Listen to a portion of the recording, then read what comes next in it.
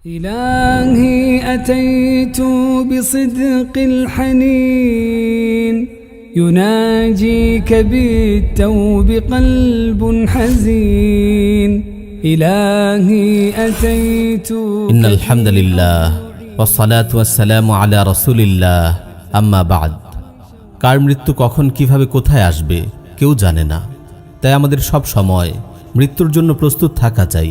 প্রিয় ভাই ও বোন, হঠাৎ যদি আপনি উপলব্ধি করতে পারেন আপনার বিদায়ের ঘণ্টা বেজে গেছে, আপনার হায়াত ফুরিয়ে এসেছে, আপনি মৃত্যুর মুখোমুখি হতে যাচ্ছেন, তাহলে কি করবেন? এই সময় মৌলিকভাবে আপনার তিনটি করণীয় আছে। আপনার প্রথম করণীয় হলো কালিমায়ে শাহাদাত পড়া। সুনানে আবি দাউদে সহিহ সনদে বর্ণিত হয়েছে, রাসূল সাল্লাল্লাহু আলাইহি ওয়াসাল্লাম ইরশাদ করেন, মান কানা আখিরু কালামিহি লা ইলাহা ইল্লাল্লাহ দাখালাল জান্নাহ।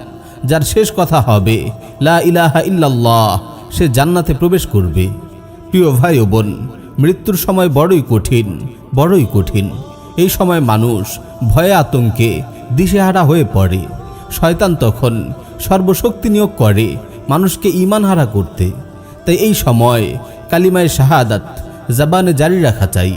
আপনি যদি চান মৃত্যুর সময় আপনার কালিমায়ে শাহাদাত নসিব হোক, তাহলে সব সময় আপনার জবানে কালিমার জিকির জারি রাখুন। উঠতে বসতে চলতে ফিরতে সব সময় এই জিকিরে আপনার জিহ্বাকে তরুতাজা রাখুন। ইনশাআল্লাহ এই নেক অভ্যাসের বরকতে মৃত্যুর বিভীষিকাময় মুহূর্তে আপনি যখন দিশেহারা হয়ে পড়বেন, তখন আপনার অজান্তেই আপনার মুখ দিয়ে কালিমায়ে শাহাদাত উচ্চারিত হবে। কারণ মানুষ সব সময় মুখে যা গুনগুন করে, মুসিবতের সময় বেখেয়ালে মুখ দিয়ে তাই বেরিয়ে আসে। উলামায়ে কেরাম সেই অভিজ্ঞতার আলোকে কালিমা নসিব হওয়ার একটি আমলের কথা বলে থাকেন। সেটি হলো নিয়মিত মিসওয়াক করা। আন-নাহরুল ফাইক গ্রন্থকার বলেন, মিসওয়াকের 30টির অধিক ফায়দা রয়েছে। সর্বনিম্ন ফায়দা হলো দাঁতের দুর্গন্ধ দূর হয় এবং সর্বোচ্চ ফায়দা হলো মৃত্যুর সময় কালিমা নসিব হয়। প্রিয় ভাই ও বোন, মৃত্যুর সময় কালিমা নসিব হওয়া অনেক বড় সৌভাগ্যের ব্যাপার। এটি জাহান্নাম থেকে মুক্তি ও জান্নাত লাভের আলামত। আল্লাহু আকবার। আল্লাহ রাব্বুল আলামিন আমাদের সবাইকে মৃত্যুর সময় কালিমা নসিব করুন। মৃত্যুর সময় আপনার দ্বিতীয় করণীয় হলো আল্লাহ রাব্বুল আলামিনের প্রতি সুধারণা পোষণ করা। মৃত্যুর সময় আল্লাহর প্রতি সুধারণা রাখা ওয়াজিব। আমার ভাই, মৃত্যুর সময়টি বড়ই হতাশার। আপনি আল্লাহ রাব্বুল আলামিনের প্রতি পূর্ণ সুধারণা পোষণ করুন। অন্তরের গভীর থেকে অনুভব করুন, হৃদয়ের সবটুকু আবেগ দিয়ে উপলব্ধি করুন আল্লাহ বড়ই মেহেরবান। আপনি তারই এক সৌভাগ্যবান বান্দা, রহমানুর রাহিম, পরম করুণাময়ের এক অসহায় বান্দা। দীর্ঘ পরীক্ষা শেষে তার রহমতের দরজায় করুণার ভিখারি হয়ে ফিরে আসছে। তিনি নিশ্চয়ই তার প্রতি রহম করবেন। আপনি প্রশান্ত হৃদয়ে আপনার দয়াময় রবের প্রতি বুক ভরা আশা নিয়ে তার রহমতের দরবারে হাজির হন। আপনি নিশ্চিন্ত হন, আপনার রব অবশ্যই আপনাকে ক্ষমা করে দেবেন। আখিরাতের এই সংকট সংকুল পথে আপনার দয়ালু রব অবশ্যই আপনার সাথী হবেন। কবরের নিকষ কালো আধারে, হাসরের কঠিন ময়দানে, পুলসিরাতের পাড়ে আপনার করুণাময় রব অবশ্যই আপনাকে রহম করবেন। সাহিহ মুসলিমে এসেছে, রাসূল সাল্লাল্লাহু আলাইহি ওয়াসাল্লাম ইরশাদ করেন, লা ইয়ামুতান্না আহাদুকুম ইল্লা ওয়া হুয়া ইউহসিনু বিল্লাহি যন। তোমাদের কেউ যেন আল্লাহর প্রতি সুধারণা পোষণ করা ব্যতীত মৃত্যুবরণ না করে। কারণ আপনি আল্লাহর প্রতি যেমন ধারণা পোষণ করবেন, আল্লাহ তাআলা আপনার সঙ্গে তেমনই আচরণ করবেন। সাহিহুল বুখারীতে এসেছে, রাসূল সাল্লাল্লাহু আলাইহি ওয়াসাল্লাম ইরশাদ করেন, আনা ইনদা যান্নি আবদি বি। আমার বান্দা আমার প্রতি যেমন ধারণা রাখে, আমি তার সাথে তেমনই আচরণ করি। সুনানুত তিরমিজিতে বর্ণিত হয়েছে, সাইয়্যিদুনা আনাস রাদিয়াল্লাহু আনহু বর্ণনা করেন, একবার রাসূল সাল্লাল্লাহু আলাইহি ওয়াসাল্লাম মুমূর্ষু এক যুবকের শিয়রে হাজির হলেন। তাকে বললেন, কাইফা তাজিদুক, তুমি কেমন বোধ করছো?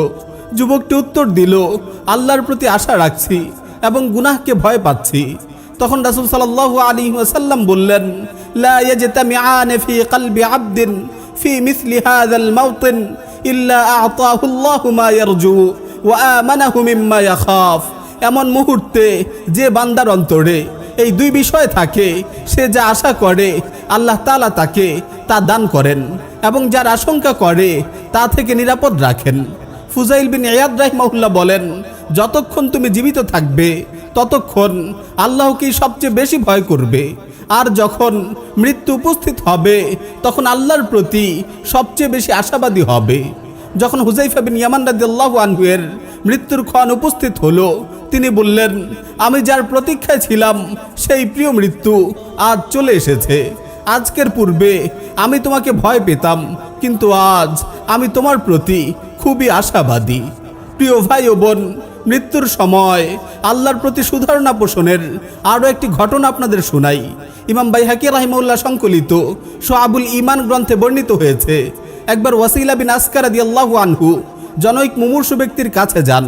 তিনি তাকে বলেন, বলো এই মুহূর্তে আল্লাহর প্রতি তোমার ধারণা কেমন?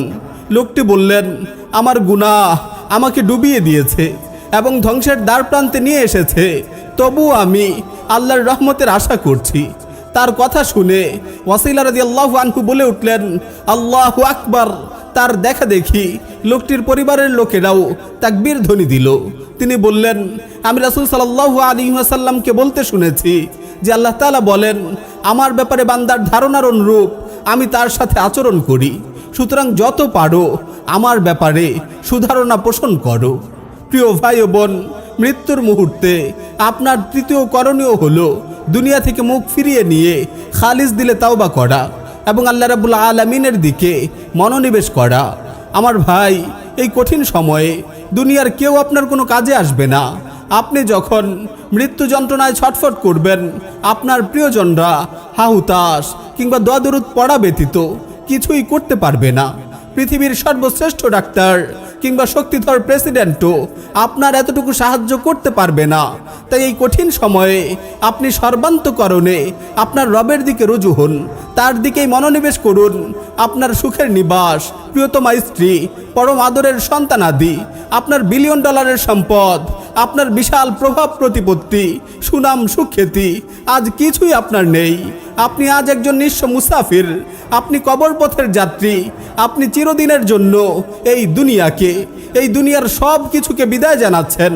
আপনি আর কোনোদিন ফিরে আসবেন না, কোনো দিনও না। আপনার যদি কেউ থাকে তাহলে তিনি হলেন আপনার রব রহমানুর রাহিম আল্লাহ রাব্বুল আলামিন। তিনি এখন আপনার একমাত্র সাহায্যকারী, তিনি আপনার একমাত্র ভরসা। আখিরাতের প্রতিটি বাঁকে এখন কেবল তিনি আপনার একমাত্র অবলম্বন। আপনি তার কাছ থেকেই এসেছিলেন, আজ দুনিয়ার হাটে কেনাবেচা শেষে তার কাছে আবার ফিরে যাচ্ছেন। প্রিয় ভাই ও বোন, আপনার চোখে যখন নেমে আসবে মৃত্যুর ঘোর অমানিশা, আল্লাহর ওয়াস্তে দুনিয়াকে ঝেঁটিয়ে হৃদয় থেকে বিদায় করে দিন। যদি কিছু সময় হাতে পান, খালিস দিলে তাওবা করুন, নিজেকে পরিপূর্ণরূপে আপনার রবের কাছে সঁপে দিন। ইয়া আল্লাহ, যখন কান্নার রোল উঠবে আমাদের ঘিরে, সাদা কাফনে ঢেকে দেয়া হবে আমাদের নিথর দেহ, খাটিয়া কাঁধে বিরান গোরস্থানে রওনা হবে আপনজনরা, কবরের নিকোষ কালো আধার যখন গ্রাস করবে আমাদের, হে আল্লাহ, তখন তুমি আমাদের সাথী হয়ে থেকো, তোমার রহম দিয়ে আমাদের ঘিরে রেখো।